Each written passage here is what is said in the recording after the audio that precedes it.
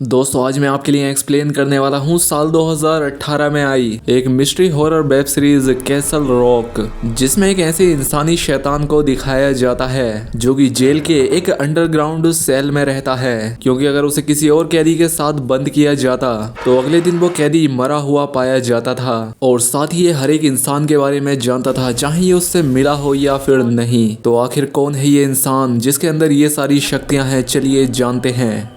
कहानी की शुरुआत होती है 1991 का समय दिखाते हुए, जहां पर हम एक आदमी को देखते हैं जिसका नाम एलन था। ये एक पुलिस ऑफिसर होता है और एलन को एक छोटा बच्चा जिसका नाम हेनरी था उसे ढूंढने की जिम्मेदारी मिली थी और उसे ढूंढता हुआ ही एलन यहाँ इन जंगलों में आ गया था। अब इधर उधर काफी ढूंढने के बाद भी जब उसे हेनरी नहीं मिलता तो वो थक हार कर एक जमी हुई नदी के पास आकर बैठ जाता है। लेकिन तभी उसे यहाँ पर कुछ अजीबोगरीब आवाजें सुनाई देती हैं, जिन्हें सुनकर एलन थोड़ा डर जाता है, क्योंकि इस तरह की आवाजें उसने आज से पहले कभी नहीं सुनी थी। और अब जब वो सामने नदी की तरफ देखता है तो उसे दूर एक छोटा बच्चा दिखता है, जिसे देखकर एलन तुरंत उसकी तरफ भागता है और वो बच्चा कोई और नहीं बल्कि हेनरी होता है। अब ये सीन यहीं पर खत्म हो जाता है और अगले सीन में हमें 2018 का टाइम दिखाया जाता है और यहाँ पर हम एक जेल वार्डन जिसका नाम लेसी होता है उन्हें देख पाते हैं, जो कि जंगल की तरफ जाते हैं और कुछ ही देर बाद वो उसी जंगल में सुसाइड कर लेते हैं। और ये जगह शोशांक होती है, यानी कि वही जगह जिस पर हॉलीवुड की एक मास्टरपीस फिल्म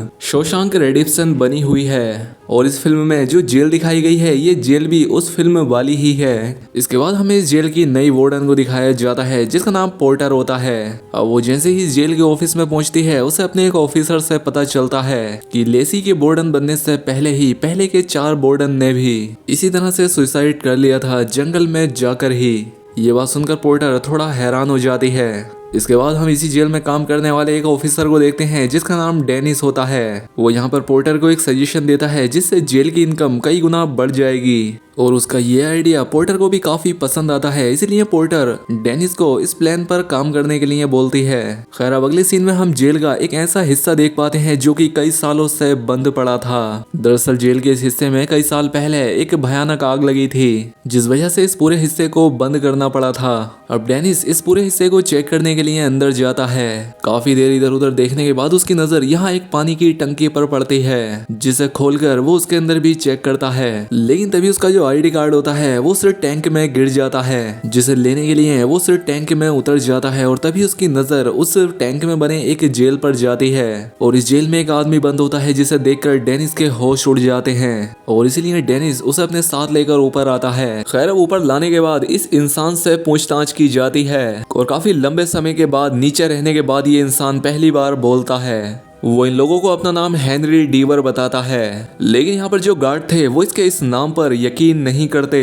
इसीलिए पोर्टर फिर से सभी कैदियों की एक बार गिनती करने के लिए कहती है, लेकिन कैदियों की गिनती करने पर वो पूरे होते हैं और साथ ही ना ही जेल की किसी रिपोर्ट में इस कैदी का कोई नामो निशान था। खैर अब डेनिस को उस जगह की छानबीन करने पर उसे वहां पर कुछ सिगरेट मिलती हैं जो कि लेसी के होते हैं, यानी कि लेसी ने ही इसे यहाँ बंद कर रखा हुआ था। और तभी शिकागो में एक आदमी को दिखाया जाता है जिसका नाम हेनरी होता है और ये वही हेनरी था जिसे मूवी की शुरुआत में वो पुलिस ऑफिसर खोज रहा था। ये अब काफी बड़ा हो चुका था। अब हेनरी एक वकील बन चुका था और यहाँ पर हम हेनरी को एक बूढ़ी औरत का केस लड़ते हुए देखते हैं जिसने की अपने पति की जान ली होती है। यहाँ पर हेनरी उसे बचाने की काफी कोशिश करता है, लेकिन आखिर में उस बूढ़ी को मौत की सजा सुनाई जाती है, जिसके बाद हेनरी उस औरत से एक आखिरी बार मिलने के लिए जेल जाता है, जहाँ पर वो औरत हेनरी को उसके पिता के बारे में उसे बताने लगती है। हमें यहाँ पता लगता है कि हेनरी और उसके पिता दोनों ही एक साथ गायब हुए थे, लेकिन हेनरी के मिलने के 4 दिन के बाद उसी जगह पर उसके फादर की लाश मिली थी, जिससे कि लोगों को ये भी लगने लगा था कि हेनरी ने ही अपने फादर को मारा है। खैर अब इसके बाद उस औरत को मार दिया जाता है और जब हेनरी वहां से जा रहा होता है तभी उसके पास एक कॉल आता है जो कि डेनिस ने किया होता है, लेकिन वो अपने नाम को छिपाते हुए उस जेल के आदमी के बारे में उसे बताता है और हेनरी तुरंत अपने घर के लिए निकल पड़ता है। इसके बाद हम एक लड़की को देखते हैं, इसका नाम मोली था और ये एक रियल एस्टेट एजेंट थी और जैसे ही वो हेनरी को देखती है तो न जाने क्यों वो उसे देखकर छिपने लगती है।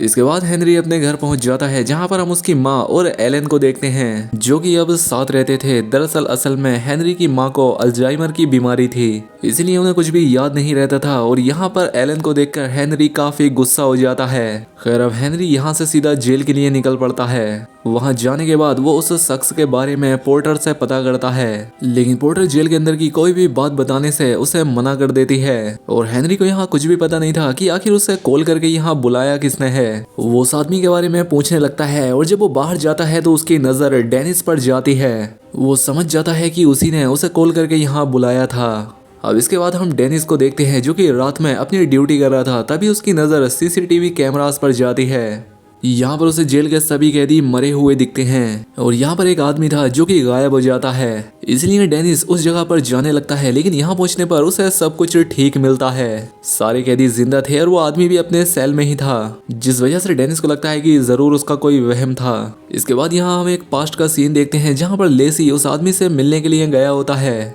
यानी कि डेनिस का अंदाजा एकदम सही होता है, लेसी ने ही उस आदमी को यहाँ बंद करके नहीं रखा था। और यहाँ पर पहला एपिसोड खत्म हो जाता है। अब एपिसोड 2 की शुरुआत में हम लेसी को देखते हैं जहां वो अपने दिनों में फुटबॉल का एक अच्छा खिलाड़ी हुआ करता था, लेकिन एक बार वो खेल के दौरान काफी जख्मी हो गया, इसीलिए उसे फुटबॉल छोड़ना पड़ा था। लेकिन उसका जो भाई था वो अभी भी फुटबॉल से जुड़ा हुआ था, जिसकी वजह से लेसी अपने भाई के फुटबॉल मैच को देखने के लिए जा रहा होता है। लेकिन उसी बीच हम देखते हैं कि लेसी का भाई उसी स्टेडियम की छत से कूदकर अपनी जान दे देता है, जिससे लेसी काफी दुखी हो जाता है। जिसके बाद वो जेल के उस हिस्से में एक पिंजरे को बनाने लगा था जिसमें कि डेनिस को वो आदमी मिला था। खैर प्रेजेंट टाइम में हेनरी लेसी के घर पर जाता है जहां पर वो उसकी वाइफ मार्था से मिलता है। मार्था आंखों से देख नहीं सकती थी। इसके बाद हेनरी लेसी का कमरा देखने के लिए जाता है और इसे यहाँ पर कई सारी धर्म से जुड़ी हुई किताबें मिलती हैं। तभी वहाँ पर मार्था आ जाती है और वो हेनरी को यहाँ से जाने के लिए कहती है। अब हेनरी यहाँ से जाने लगता है, लेकिन तभी उसकी नज़र एक दरवाजे पर पड़ती है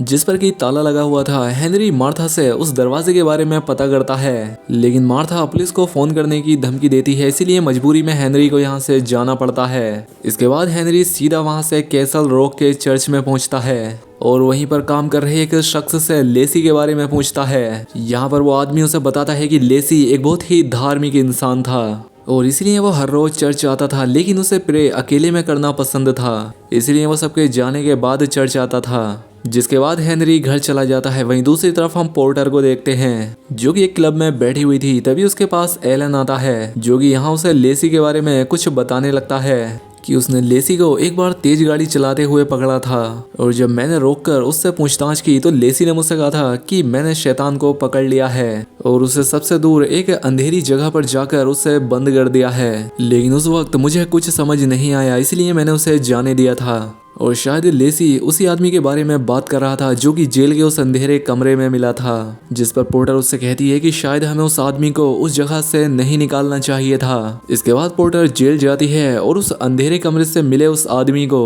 जेल के सबसे खतरनाक कैदी के सेल में बंद करने का ऑर्डर देती है। अगले सीन में हम मोली को देखते हैं जो कि ठीक हेनरी के घर के सामने रहती थी। हमें पता लगता है कि बचपन में मोली और हेनरी काफी अच्छे दोस्त हुआ करते थे, लेकिन एक रात जब मोली को नींद नहीं आ रही थी तो उसने देखा था कि हेनरी और उसके फादर अपनी गाड़ी से कहीं जा रहे हैं और उसी के बाद वो दोनों गायब हो गए थे। और उसके कुछ दिनों के बाद हेनरी के फादर की लाश मिली थी और मोली को यही लग रहा था कि शायद हेनरी ने ही अपने फादर को मारा था। अब अगले दिन मोली अपनी बहन से मिलने के लिए जाती है। वो सब बताती है कि मैं टीवी पर आने वाली हूँ। इस बात से उसकी बहन काफी खुश हो जाती है। अब इसके बाद मोली अपनी बहन से कुछ पैसे मांगती है, लेकिन उसकी बहन साफ इनकार कर देती है क्योंकि वो जानती थी कि मोली एक अच्छी खासी नशेड़ी है जो कि सारे पैसों को नशे में उड़ा देगी और इसलिए वो यहाँ से चली जाती है। इसके बाद हम हेनरी को देखते हैं जो कि एक क्लब में बैठा होता है। तभी उसके पास एक लड़की आती है और हेनरी ने उसे चर्च में देखा था जिसका नाम जैकी था। जैकी हेनरी से कहती है कि मैंने चर्च में तुम्हारी बातें सुन ली थी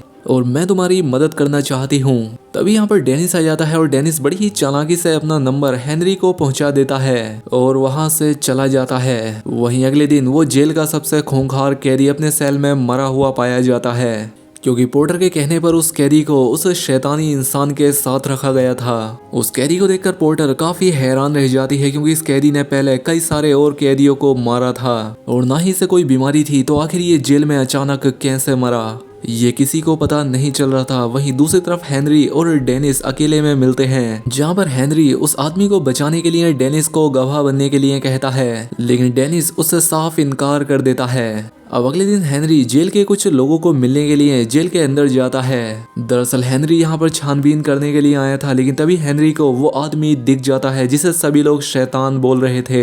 हेनरी यहाँ पर उस आदमी की फोटो लेने लगता है, लेकिन तभी यहाँ पर गार्ड्स आ जाते हैं जो कि उस आदमी को अंदर सेल में ले जाने लगते हैं। वहीं दूसरी तरफ हम एलन को देखते हैं जो कि एक चिट्ठी को पढ़ रहा होता है जिसे कि लेसी ने मरने से पहले लिखा था। इस चिट्ठी को पूरा पढ़ने के बाद एलन उसे जला देता है और इसी के साथ एपिसोड 2 भी खत्म हो जाता है। एपिसोड 3 की शुरुआत में हम मोली को देखते हैं जो कि छिपके हेनरी के घर में चुपके से जाती है, जहाँ पर वो हेनरी की जैकेट पहनकर चुपके से उसके पिता के पास जाती है। ये सीन पास्ट का होता है। यहाँ पर उसके फादर बिस्तर पर लेटे थे, उनके मुंह पर ऑक्सीजन मास्क लगा था। मोली उस ऑक्सीजन मास्क को हटा देती है, जिस वजह से उन्हें सांस लेने में दिक्कत होने लगती है और दम घुटने की वजह से उनकी जान चली जाती है। अब प्रेजेंट में हम मोली को देखते हैं जो कि अपने टीवी शो के लिए तैयार हो रही थी और उसके साथ हमें जैकी भी दिखती है जो कि क्लब में हेनरी से मिलने के लिए गई थी। तभी यहाँ पर हेनरी आता है और मोली से उसका घर बिकवाने के लिए कहता है, क्योंकि मोली एक रियल एस्टेट एजेंट थी लेकिन वो उसका कोई भी काम करने से मना कर देती है। इसके बाद स्टोरी वापस से पास्ट में चली जाती है, जहाँ पर हम हेनरी को एक एक कैसेट जलाते हुए देखते हैं। इसके बाद वो मोली के पास जाता है। मोली हेनरी से कहती है कि हम दोनों आपस में जुड़े हुए हैं और मोली को हमेशा हेनरी के मन की आवाजें सुनाई देती हैं। उसे घर बैठे बैठे भी पता लग जाता है कि इस समय वो क्या कर रहा होगा और इसी वजह से मोली नशेड़ी हो गई थी, क्योंकि वो उन आवाजों से छुटकारा पाना चाहती थी जो कि उसे हेनरी के दिमाग से मिलती थी। अब इसके बाद मोली उस जगह से अपने घर पहुंच जाती है, पर वो देखती है कि उसके घर में काफी तोड़फोड़ हो रखी थी। ये देखकर जैकी उसे बताती है कि शायद ये चोरों का काम होगा, इसलिए वो पुलिस को कॉल करने लगती है, लेकिन मोली उससे पुलिस को बुलाने से मना कर देती है। इसके बाद मोली अपने घर में नशीली चीजों को ढूंढने लगती है, लेकिन उसे वो नहीं मिलती। इसलिए वो एक आदमी के पास जाती है, लेकिन वो आदमी उसे नशीली चीजें देने से मना कर देता है और दूसरे आदमी के पास जाने के लिए कहता है। अब मोली जैसे उस दूसरे आदमी के पास जाती है, वहाँ पर पुलिस की रेड पड़ जाती है, जिस वजह से मोली सहित जितने भी लोग वहाँ पर मौजूद थे सबको अरेस्ट कर लिया जाता है। अगले दिन हेनरी पुलिस स्टेशन जाता है और लेसी की मेडिकल रिपोर्ट मांगता है, लेकिन पुलिस ऑफिसर उसे बोलता है कि लेसी ने सुसाइड किया था, इसलिए उसके ऊपर कोई केस नहीं बना है और इसी वजह से उसका कोई मेडिकल चेकअप भी नहीं हुआ था। इसलिए हेनरी निराश होकर वापस जाने लगता है। तभी उसे पता लगता है कि यहाँ मोली को जेल में बंद किया हुआ है, तो इसलिए वो मोली को यहाँ से छुड़वा लेता है और रास्ते में वो मोली से उसके टीवी शो के बारे में पूछता है, जिस पर मोली उसे बताती है कि मेरे पास सिर्फ 15 मिनट हैं और मेरे पास वहां तक जाने के लिए कार भी नहीं है। और अब इसलिए हेनरी उसकी मदद करने के लिए तैयार हो जाता है और उसे वक्त पर उसके इंटरव्यू वाली जगह पर पहुंचा देता है। वो यहाँ पर अपना इंटरव्यू देने लगती है, लेकिन हेनरी के पास होने की वजह से उसके दिमाग में हेनरी के दिमाग की बातें चलने लगती हैं, इसलिए वो अपने बारे में बताने के बजाय उस शैतानी आदमी के बारे में बताने लगती है जो कि जेल में उस अंधेरी जगह में मिला था